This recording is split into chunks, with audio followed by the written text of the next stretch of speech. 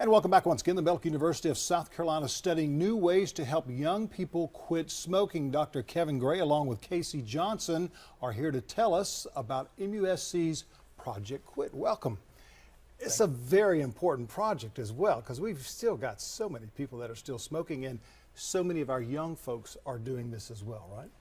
It's really no coincidence that young people are the age range where people start smoking, and so this is in terms of substance use. We talk about young people. That's when people start, and cigarette companies, despite restrictions against it, aggressively market to young people. And so we know that about 90% of adult smokers started as adolescents, as teenagers. And despite this, most of the focus really on quitting smoking has been with older adults. Most of the studies for treatments have been people my age and older, and I consider myself an old guy. And so what our interest in at MUSC and also the NIH, National Institutes of Health, which is funding this trial, is very interested in improving treatments for young people who have not yet gone through all the consequences of years and years of smoking, really quitting before the damage is done. And Casey, this is a project that is really needed from the get-go, from when teenagers are starting this. And how do you guys go about taking care of this project? Well, first of all, we recruit through many different methods. We're on Facebook, Twitter. We try to be active wherever the adolescents are. We go to the different schools and basically just try to get folks interested that way.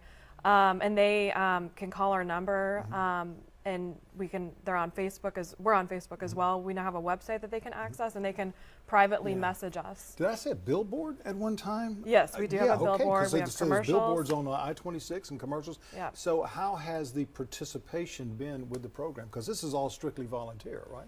It is strictly voluntary, and certainly we don't proceed. As a research study, we get full informed consent for those under 18. Parents also know and consent to it. And for those over 18, they can consent on their own since they're legally adults. Participation has been good. I think some folks think, oh, there's no more teenagers smoking these days, but the numbers are still very high, and there's been a lot of interest. I mean, I think what's encouraging is that many people may think, well, teenagers don't want to quit smoking, but people call us saying, I've been trying to quit and I'm having a hard time. I would like some help. And the nice thing about this is it's an opportunity. It's free of charge, and actually there's compensation for being involved because it is a research study. Okay. How does the study start off? Once the person says, I would like to be a part of it, I have a problem smoking and I want to quit. They just call our number. We give them a quick pre-screening just to see if they basically qualify. We schedule them an appointment, and we do about a 2-hour initial visit to see if they can proceed with the study. And then they come to our office every week. And are these people that smoke 1 or 2 cigarettes a day, or maybe a couple of packs a day, or it just doesn't matter?